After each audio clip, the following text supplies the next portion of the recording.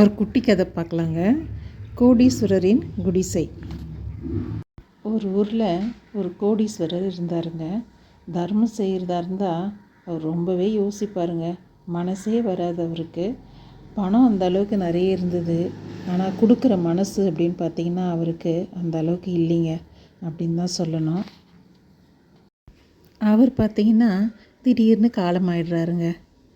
சொர்க்கத்துக்கு காவலாளி அவரை அழைச்சிட்டு போகிறாரு. அவர் தங்கிறதுக்கு ஒரு இடத்தையும் காட்டுறாருங்க காவலாளி. கோடீஸ்வரருக்கு ஒரே அதிர்ச்சி ஆயிடுச்சுங்க. ஏன்னு கேட்குறீங்களா? அவர் காவலாளியை பார்த்துட்டு, இங்கே பெரிய பெரிய மாளிகைலாம் இருக்கும்போது என்னை மட்டும் ஏன் இந்த சிறிய குடிசையில் போய் தங்க சொல்கிற அப்படின்னு சொல்லி கேட்டார் அந்த காவலாளிகிட்ட. அந்த காவலாளி என்ன சொல்கிறார் பார்க்குறீங்களா? நாங்கள் என்னங்க செய்வது? நீங்கள் எங்களுக்கு அனுப்பி வச்ச பொருட்களெல்லாம் வச்சு இந்த ஒரு சிறிய குடிசையை தான் எங்களால் கட்ட முடிஞ்சது என்றார் காவலாளி. என்னங்க கதை ரொம்பவும் யோசிக்க வைக்குது, சிந்திக்கவும் வைக்குது இல்லை? நம்மளால் முடிஞ்ச அளவு நம்ம சக்தி என்னவோ அந்த சக்திக்கு ஏற்ற மாதிரி தானம் பண்ணணும். நம்ம எந்த அளவுக்கு தான தர்மம் பண்ணுறோமோ நம்ம கடவுள்கிட்ட போகும்போது நம்ம இங்கே எப்படி வாழ்ந்தோமோ அதே மாதிரி நல்ல சுகபோக வாழ்க்கை அங்கேயும் வாழலாங்க. நீங்களும் தான தர்மம் பண்ணுறீங்களா?